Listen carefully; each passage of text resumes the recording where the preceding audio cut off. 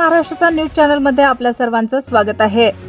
महामानव डॉक्टर बाबासाहेब आंबेडकरांच्या लेखणीतील फकीरा ही कादंबरी अर्पण करणारे साहित्यरत्न लोकशाहीर अण्णाभाऊ साठे यांच्या जयंतीनिमित्त 1 ऑगस्ट 2024 रोजी अण्णाभाऊ साठे स्मारक रेल्वे स्टेशन अकोला येथे दरवर्षीप्रमाणे या वर्षी सुद्धा भव्य दिव्य कार्यक्रम आयोजित केला होता।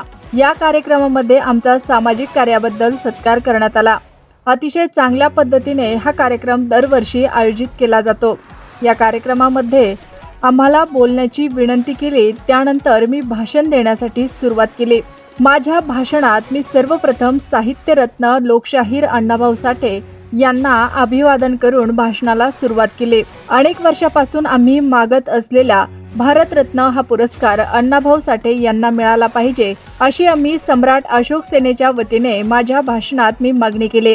ज्यांनी या देशाचे नाव जगाच्या कानाकोपऱ्यात पोहोचवण्याचं काम केलं, सिंहाचा वाटा असणारे अण्णाभाऊ साठे यांनी देशासाठी महान कार्य केले।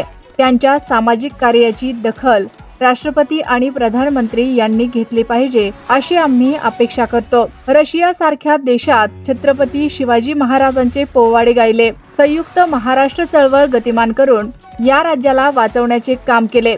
अनेक देशहिताचे कार्य अण्णाभाऊ साठे यांनी केले, त्याचा विसर पडू नये। आमचा एकच उद्देश आहे की अण्णाभाऊ साठेंचे कार्य घरोघरी पोहोचवण्याचा एक विचार माझ्या भाषणातून मी मांडला।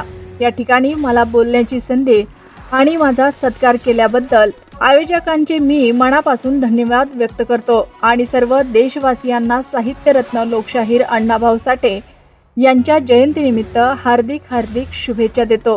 सम्राट अशोक सेना, महाराष्ट्र राज्य, आकाशदादा शिरसाट। जग बदल घालून निघावं, माझं सांगून गेले भीमराव। या कार्यक्रमात जिल्ह्यातील सर्व सामाजिक व राजकीय कार्यकर्ते उपस्थित होते। सगळ्यांनी मोठ्या उत्साहात जयंती साजरी केली। जय लहूजी, जय भीम, जय अण्णा। ताज्या बातम्या पाहण्यासाठी आवाज महाराष्ट्राचा या आमच्या न्यूज चॅनलला सबस्क्राईब करा। व्हिडिओ आवडल्यास व्हिडिओला लाईक आणि शेअर करा। आवाज महाराष्ट्राचा न्यूज चॅनलसाठी देऊळगाव साखरच्या प्रतिनिधी अरबाज खान, रशीद खान।